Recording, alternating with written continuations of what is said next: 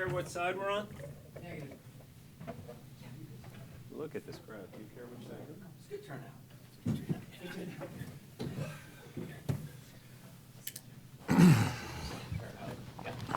Okay, this looks like, I mean, I don't watch American Idol, but it looks like we're on American Idol. We filled the seats. All right. So we're live here.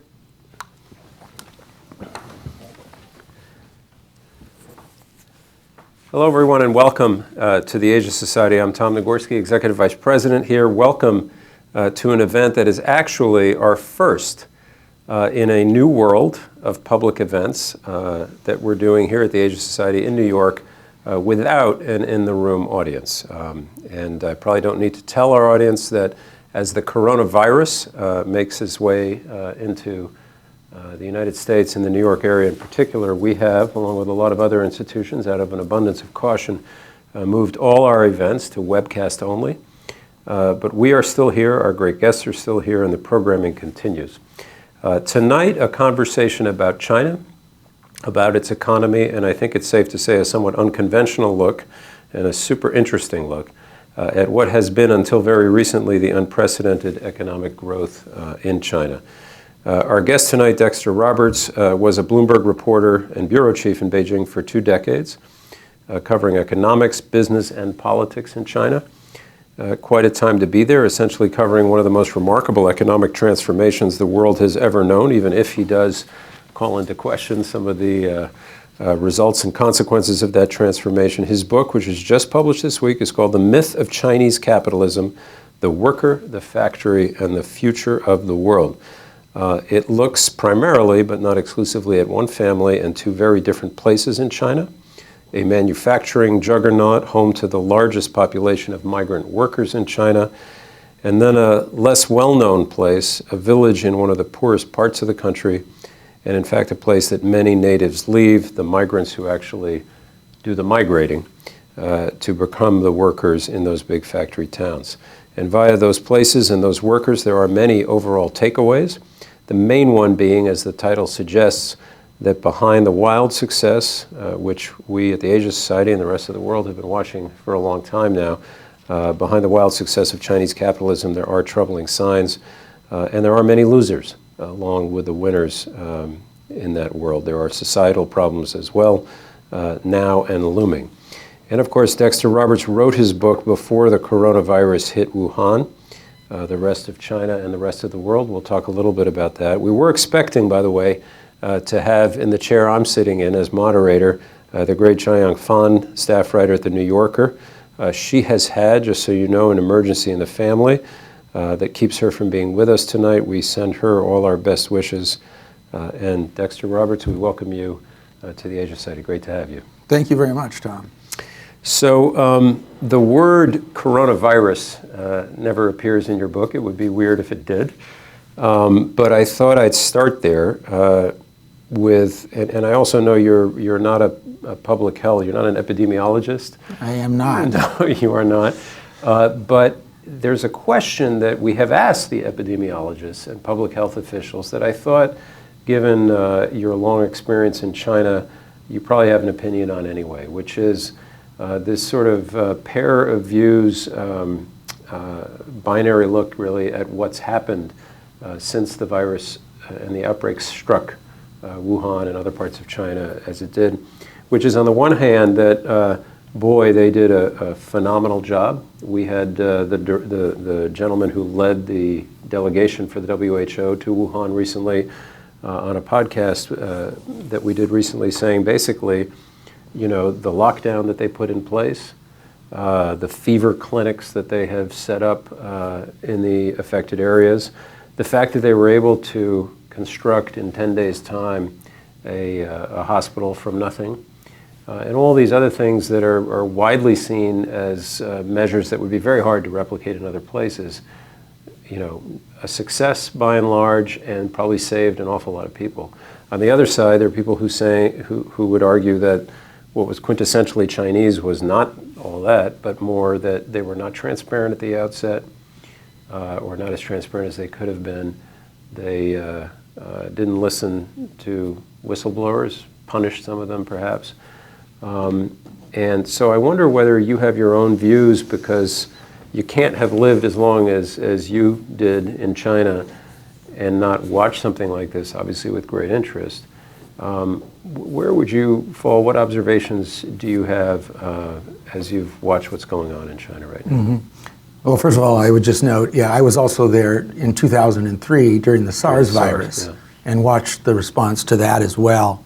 I think finally both things are true. They started with a tremendously damaging cover-up.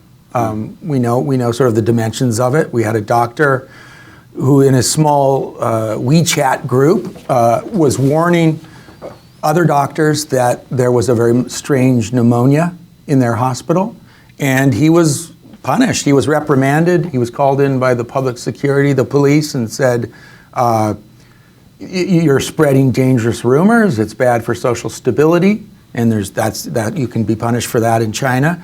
And he basically signed something saying, "I retract that." A recent research that's just come out suggests that if they had identified the severity of the coronavirus 3 weeks earlier, there would have been 95% fewer infections. 1 week was, something 60% fewer infections. So many people got sick, and frankly, people died because of the initial cover-up. And so that's really quite awful what happened then. And they paid for it, and frankly, we're paying for it it's an issue around the world as the coronavirus spreads. After they decided that they were going to treat this more seriously, but by the way, in the interim as well, they had their biggest political meeting of the year in Wuhan, the Wuhan Party Congress. Part of the reason it seems that they did not announce it earlier was because they wanted to get their political meeting done, which is very important to them. They had a huge banquet that brought in tens of thousands of families. And at that time, officials knew that there was a problem. Right. So I find that reprehensible. The second stage, something very different. The mass mobilizations, the lockdowns, the halt to transportation, the halt to the economy, basically, no doubt stemmed the spread of this, the spread of the disease. And that's something, the mass testing, which, here in the United States, by contrast, we're doing an atrocious job at. We don't know how serious it is because we're not testing anyone, or we're testing very few people so far. Those are all things that we could actually learn from. Right. And I really don't want to make this conversation all about this issue, but there was one nugget that the WHO official who went really mentioned and stuck with me, which is, I don't know the name of these. They're very, very high, high quality ventilators that I guess are super important when you have people who do have the disease or any kind of high grade pneumonia, even dangerous flu, that are once they're not going to prevent it, but they're going to help save your life potentially. He said that in a good U.S. hospital, and he's seen his share, 3, 4, 5 is about the right number. He said every hospital he went to in the affected areas had about 40 or 50 of these. And is that the kind of thing that surprises you in terms of medical infrastructure that exists there?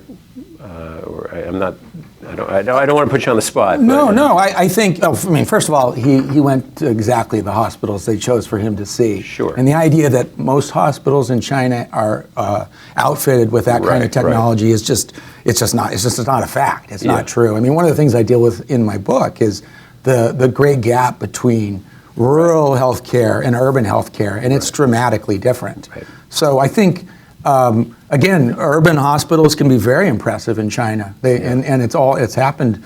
Actually, it happened in the years that I was living there. They weren't very impressive in the 90s when I arrived. Yeah. Now, it must be a very strange experience, I would think, for you to.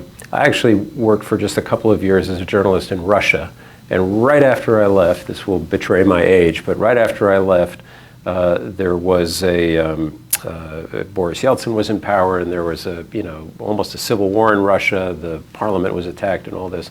But what's it like to have been there for 20 years and then see from a distance this just colossal story, which of course now is a global story, it's not just a China story.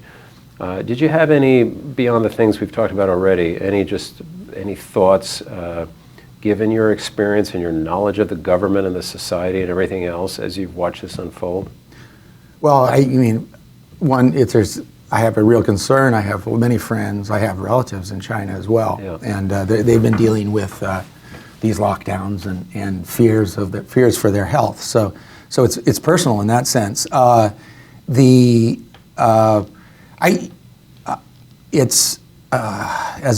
working as a journalist there, frankly, sometimes I felt like we were lurching from disaster to Sure. to amazing economic success. There was, as I said, I covered SARS. I covered China's entry to the World Trade Organization, and sort of back and forth. So I don't really have more to say about it than that. I'm very concerned, and I'm very pleased to see what appears to be China starting to get a handle on this. Yep. At least in the cities. So let's get to your book, and let's start with a really fundamental question. It's a provocative title, The Myth of Chinese Capitalism. Explain what you mean. What's the myth in your view? So the myth of my title, sort of broadly speaking, is that China is becoming more capitalistic. What do I mean by capitalistic? Really what I'm saying is that the very impressive reform path that they set upon with Deng Xiaoping and continued with China's entry into the World Trade Organization way back in 2001 is going to keep continuing. And what we've seen in the last few years, the last 5 years, particularly since the last leadership took over under Xi Jinping, is a real stalling of that reform. Mm-hmm. Another myth that I'm looking at, or that I think I'm examining, and I believe is a myth, is this idea that China will continue to keep growing its middle class. Depending on how you count it, it's several 100 million strong. People have different ways of counting the middle class. There's been this sense that we did see a tremendous improvement in living standards in the cities, and many people move into the middle class. This idea that this will now continue into the countryside, into the lack of a better expression, the other China, the migrant workers and the farmers, I think is very much suspect. I do not see that happening. Yeah. So maybe if I can go, before we burrow into that and the stats and everything else, to maybe a slightly outsiders, maybe even slightly superficial question, but as an occasional visitor to China, right? Chinese capitalism doesn't seem like a myth at all. It seems like everywhere, I mean, not everywhere, because those of us who go infrequently and go for short periods of time typically don't go to the rural areas that you spend a great deal of time in, in the book. But it's hard, even when you just go at 1 year or 2 year increments, to not be stunned by, pick your metric, just the incredible burst of construction, high-speed rail, infrastructure that we wish as Americans, right, that we had, the ability to take, what's happened recently, to just suddenly put up a hospital in 10 days.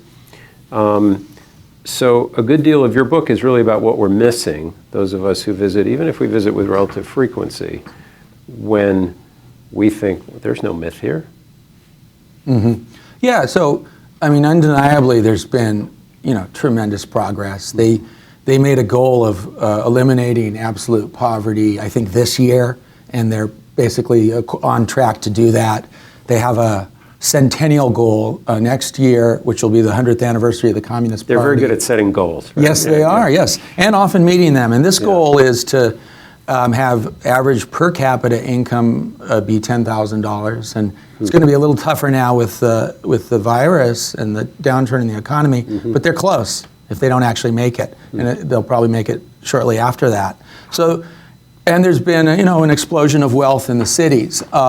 So what I'm arguing in my book, and what I see as the myth, is the idea that this tremendous progress that we have seen, including in infrastructure, high-speed rail, has really translated into benefiting the whole population, or even most of the population. Right. It really, I argue, is something that has had a tremendously positive impact on about half the people's lives there. There's things that are happening that it's also been accompanied, frankly, by a massive explosion in income and wealth inequality, which is alarming to the leadership themselves, because they know that people aren't always, that can actually cause social tensions, and it is causing social tensions in China. So, and that last thing also would surprise, I think, occasional readers, viewers, what have you, in this country and other parts of the world, because, again, I mentioned in the introduction, and you mentioned early on in your book, the implicit bargain is your phrase that was put forward by Deng Xiaoping, what are we now, 30, almost 40 years ago. Yeah, almost 40. That you're a citizen of China, you agree to not push the envelope much as an individual, or certainly in a group of any kind, in terms of civil rights, political rights, and so forth. In return, our bargain is your livelihood, your way of life, your material situation will be lifted. And I guess from what you just said and what you say in the book, the bargain has worked for a great many people, but then a great many people not. Is that right? Yes, I mean, and it was working for most people for a long time. But what I see is that it has been very effective. It has been a bargain that the urban middle class have absolutely bought into. And one of the myths I look at as well is this idea that with rising living standards and higher education levels, people are going to start to demand more civil rights. That was Bill Clinton's thesis, absolutely, wasn't it? Yeah. when he had his justification for lifting or giving China most favored nation trading status. So this has been the sort of the implicit assumption that those of us that have hoped that there would be political reform to follow economic reform have had about China. And the fact is, it really hasn't happened. And there's actually some very interesting research, which I talk about in my book, which looks at the fact that basically the richer Chinese people, the better off Chinese people become and better educated, the less likely they are to actually protest anything or try to demand more civil rights. Probably true in a lot of places. Yeah, I think it's probably true in a lot of places. But and I was guilty of it at one point as well. It was this sort of assumption, the NIMBY argument, not in my backyard. You get yourself an apartment and your life's good, and then a factory starts polluting next to you, and you're going to tell the government you can't have that factory there. And there was a lot of the environmental movement in China started to a degree from that. But that's just not the case today in China. And one of the things I mention is, interestingly enough, some of the protests that we have seen by urban Chinese has been actually resistance to the reform of policies to allow more migrant children to enter the schools. So the urban parents who are like, the last thing, it's already hard enough to get my child into a good school. The last thing I want to do is to allow the rest of China to have the same rights. Talk a little bit about protest movements in China. That's another thing that, I would venture that 9 out of 10, maybe 99 out of 100 people who don't go to China much, even if they read occasionally about it, think, well, that just doesn't happen, right? But we know that it does, and I also, it's if there's a cliche there, born of Tiananmen or Hong Kong, it's that if there are going to be protests, it's for greater democracy. It's not true, really, is it? I mean, talk a bit about what you have seen and learned over the years about protest in China, in the mainland. Yeah, well, what I do look at a lot in the book, and what I looked at a lot as a reporter before, is labor protests. Right. Protests between the migrant workers and the management of these factories for, in some cases, very bad abuses that they've faced in the factories. And those kinds of protests, by the way, continue virtually every day. Right. And it's almost it's been a contest for the party to try to make sure that they stay localized, to make sure that they don't link up across different companies, even worse, different industries, or cross-regionally. So China's the government and the parties become very effective at basically isolating protests. Typically what they would do is, as another scholar referred to, use a combination of repression and responsiveness. So they would go in there and they would see what the problem was. The workers aren't being paid enough. They'd try to get the factory managers to pay them more. But at the same time, they figure out who actually organized this protest. And they would give them, very often very extreme sentences, put them in jail as a warning to the rest of them. So they've approached them in both ways. But I guess the bigger point is those protests continue, and they haven't gone away even when we don't hear about them. Right. Some of the larger ones have been contained. I write about in the book these massive protests around factories that were Adidas suppliers, and that sort of thing we haven't seen in a number of years. But I find it hard to believe that we won't see more of that going forward, particularly as the economy continues to slow, which I'm quite sure it will. Yeah. That's when the implicit bargain, it wasn't serving the rural people or the migrants as well in the first place, and it just starts to fray a bit as the economy slows. And there's a lot of things behind that, but maybe this is a good moment just to ask you to talk a little bit about, because there's a lot of different ways you could have written a book and told the story of what we're talking about. I think it's impressive and interesting that you chose not just some interesting individuals, but also it seems like the main characters really are places. And I hope I get the pronunciation right, but those main characters would be, in one case, the village of Binghua-chun and the sprawling city of Dongguan.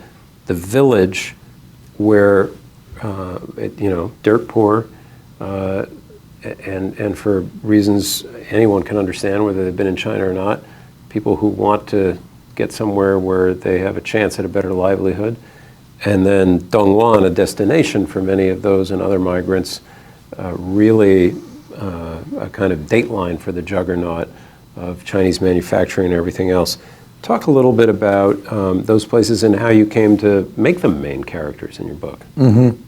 Well, the first year that I visited both of those places was 2000. And how long had you been in China at that point? I'd been in China for 5 years. I was actually 23 years in China. Okay.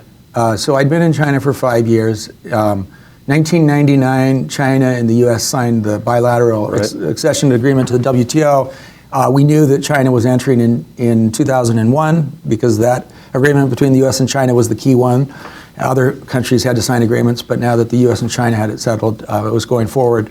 And there was sort of this ferment about how WTO can change China, and not just change factory towns, which were quite small, much smaller then, but also the interior, as money and investment and managerial know-how would flow into China. And so I went down there. I was doing a story specifically on it was a cover story for Business Week magazine. It was called The Great Migration. So I went there to see migrants who worked in factories who also came and also hoped to see their villages. And went to Dongguan. I'd been to Dongguan before, covering the growth of the Taiwanese community, who basically make up the factory managers there before, I think the year before. So it was maybe my second visit. But I went there this time to talk to the workers and met these workers, and they were extremely interesting and good people, open people. And next thing I knew, a couple months later, I was heading back to their village in Guizhou, to the place you mentioned, Binghua-chun, to meet them. And this was a real eye-opener for me. If you remember back then, it was also in China. There was a lot of attention on the internet boom sweeping China, and a lot of media, including Business Week, where I worked. Another thing that they thought was going to change the whole country. That's right. That's right. And I just, for whatever my own preferences, was not really that interested. I didn't go to China to write about people that had done their Harvard MBAs and returning Chinese and worked at McKinsey and then decided to start a company. So I specifically was interested in meeting these people that I had some contact with, and more importantly, I knew they were out there and I knew they were important to the economic model of China. So anyway, I went there, and I went to Dongguan, I went to Binghua-chun, and both those places, they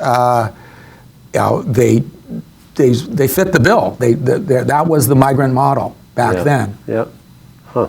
And how many times, how much time ultimately would you say you spent in these places? Because it certainly seems from the book like it's a lot. Yeah, I've actually lost track of the number of times I visited. I visited the village, many times. I visited Dongguan dozens and dozens of times, and for other stories as well. And just quickly, those places are very relevant today for China. As China, so maybe I'm getting ahead of us, but That's okay. but now the idea is as the Chinese economic model tries to change, as factories are automated, these same migrant workers are trying to sort of reinvent themselves, and they're being told by the government in no uncertain terms, it's time to go home and figure out a new way to function. So places like Binghuacun today is trying to reinvent itself, in their case, as sort of almost an ecotourism place, which would be wonderful because it's a beautiful place. It has wonderful food, by the way, spicy food from Guizhou, and a little similar to what the Chuansai, Sichuan food, and it's just stunningly beautiful. These green mountains, sort of karst mountains, like in neighboring Guangxi. Yeah. So usually when there's reinvention of that sort done in China, from my limited experience, government has a hand in it. I remember about the same time, actually, about 20 years ago, I went to China, and we were focused on what was then, still a kind of new world of getting out of the old state-run factories in some places. And we were invited to visit as journalists with people who were, I don't know, widget factory number 2 or what have you in Shanghai. And they brought us to a restaurant where all these people were just being picked up, basically, because that was a dead industry, and said, here, you're going to work in the service sector, and you are going to be a cook, and you are going to be a waiter, and you are going to be this. So when you go back to the village, did they dream up the ecotourism, or did the government say, hey, this is going to be a good thing for you to find some success? I think with encouragement from the government, Guizhou was basically anointed a tourism center. Not only that, it's also supposed to be the big data center for China. So you have this this awesome business park outside the capital city, where you have big investors, the big top China telecom companies, China Mobile, China Telecom. You have Foxconn, the supplier for Apple. They've all set up shop there, and that's very much government mandated.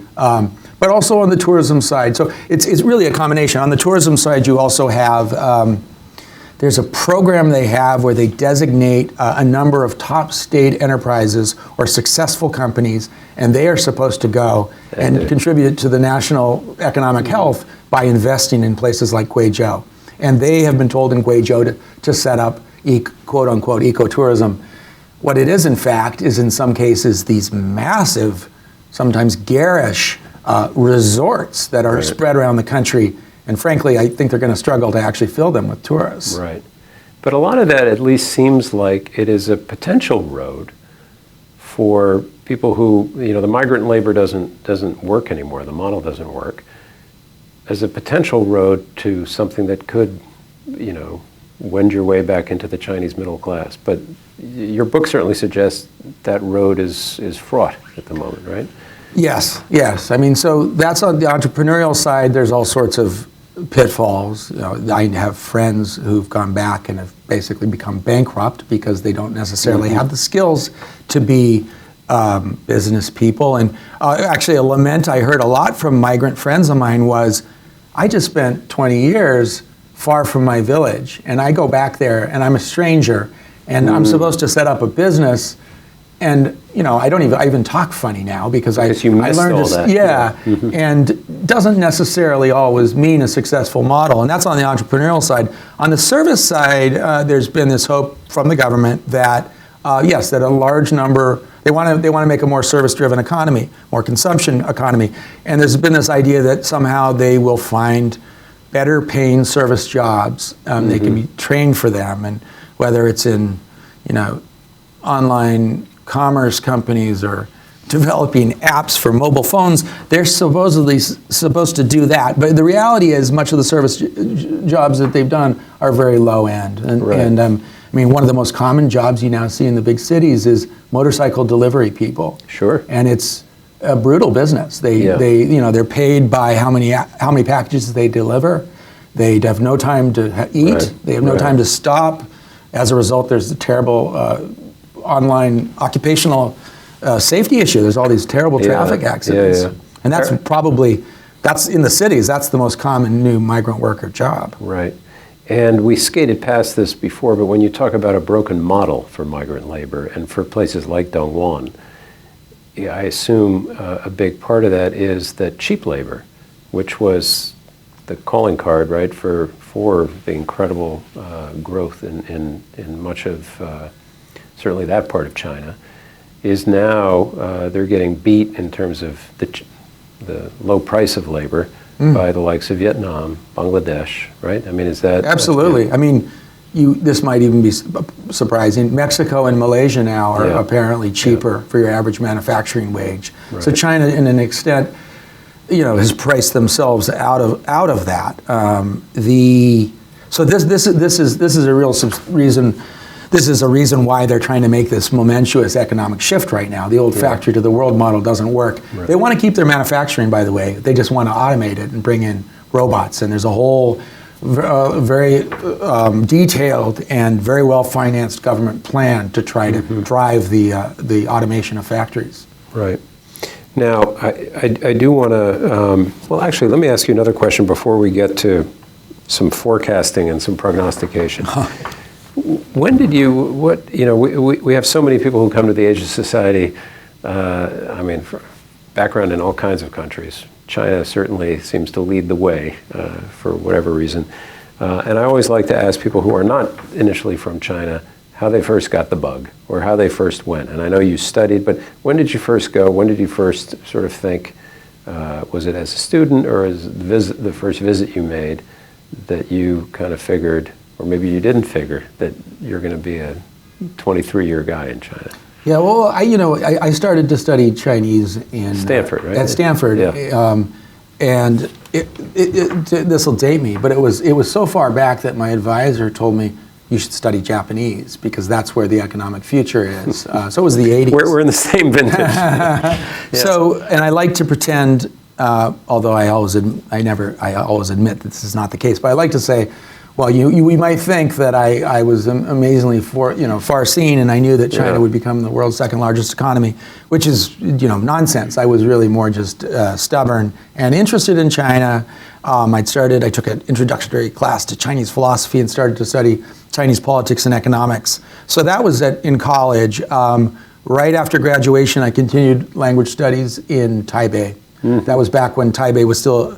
Now most students from the United States would probably, almost all of them, go to the mainland, but back then it was different. So that was in 1988.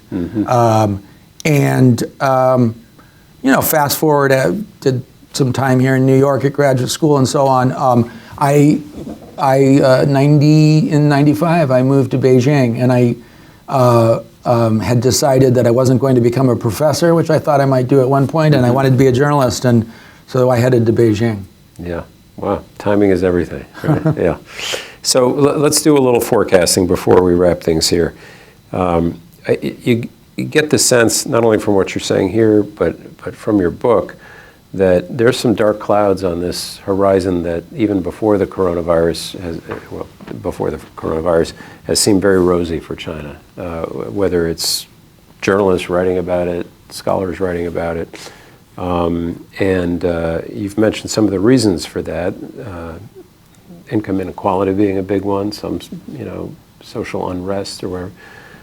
That said, we've had an awful lot of people on this stage at the Asia Society over the years who, for whatever reason, have said,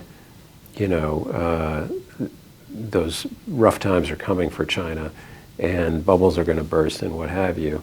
And yet there seems to, year after year, they seem to, whether they make their GDP mark or whatever, the doomsayers are proven wrong often. Yes. So, not that you're prognosticating doom, but why convince our audience that that they should be not so bullish on China at the moment? So the argument that I make in the book, and I believe, is that China's facing really the biggest economic transition since Deng Xiaoping, and that's moving from this investment-driven factory-to-the-world model and based on selling relatively low-cost goods to the world. And that, of course, as we've discussed, has been based on low-cost labor, and that model is no longer viable. And the Chinese government, to give them absolute credit, they're very aware of this. Right. They know that they have to shift. Right. It's extremely ambitious. They want to move to a far more domestic consumption-driven economy, a far more service-driven economy. They also want to move up the tech ladder, so they're producing, goods of a far higher technology content that it can be globally competitive. So the argument of my book is that's a wonderful thing to do, and I wish them success in it. I don't think it's possible for them to actually become a high-tech company a high-tech economy that's globally successful, producing these globally competitive goods in technology, and most importantly, be powered to a great degree by the domestic economy if about half the population is systematically left out. Mm-hmm. And that's just not on the income level. Right. And they can't spend, so they can't become the consumers to replace the world's consumers to a degree. But they're also getting education that's very bad. Right. We have the Chinese government won't fess up to some of these numbers, but independent researchers that have done very rigorous work in the Chinese countryside find that dropout rates in high school for rural kids are extremely high. It may be something like 25% of people with rural hukou are finishing high school, according to some people's estimates. You can't have a population where half of the people are being left behind. They don't have a lot of money to spare. They're getting poorly educated. Their health may not be very good. And expect this transition to succeed. Yep. And so I always come back to that. I also have seen the tremendous progress. I've seen all the problems as well. But I come back to that. I just don't think it's possible. Mm-hmm. And again, they know they need to change this. Yeah. They did announce, part of it is, there's a couple crucial policies, the household registration policy or the hukou policy that is responsible for people getting far worse education and health care. The dual land system, which makes it very difficult for people in the countryside to monetize their land. Back in 2013, at one of their third plenum meetings, there was this bold blueprint for growth, which basically saw these policies done away with, and they've made virtually no progress. Yeah, and I guess the migrant labor model being, so problematic now. There's not much to migrate for anymore, right? There is, but it's not.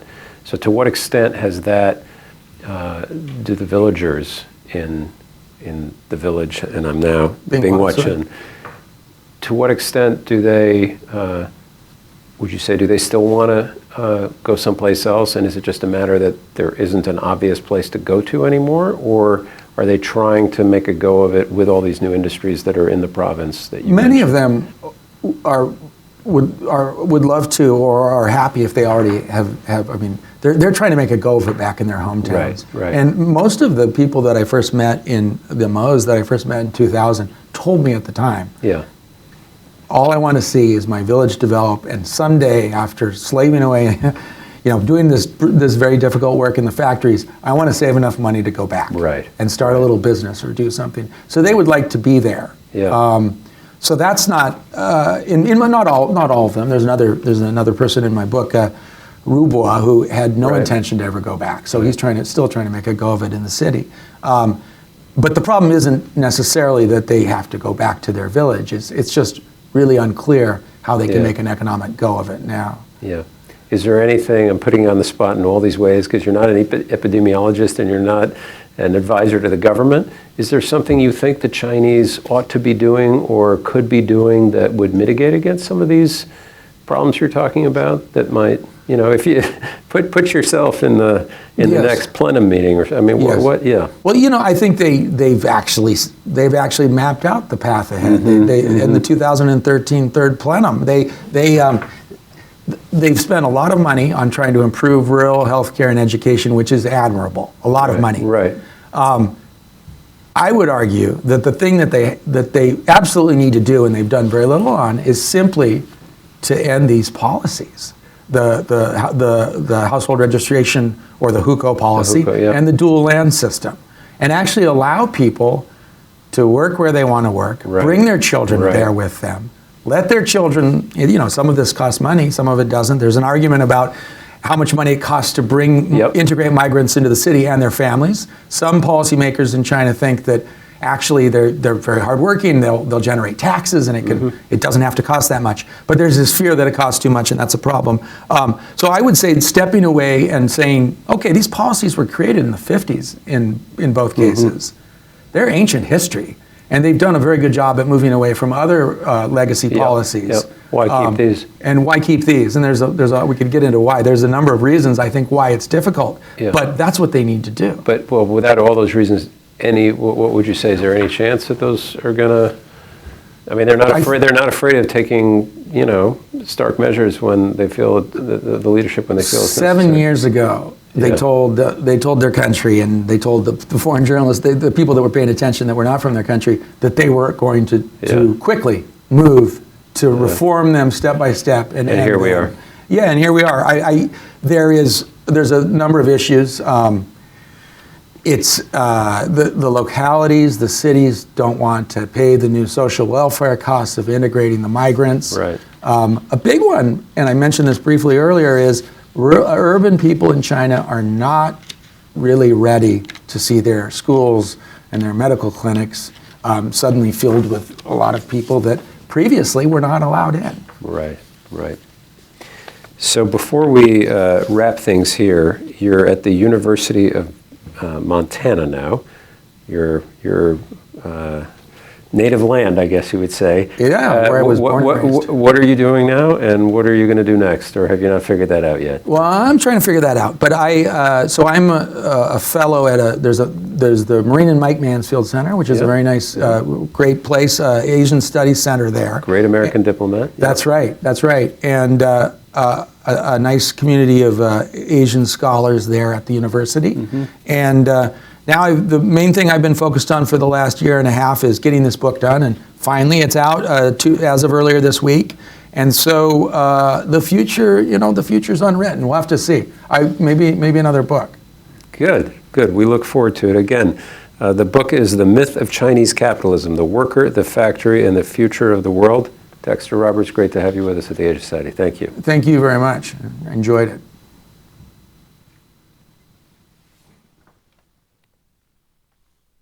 You guys were a great audience. I mean, particularly, there was one moment.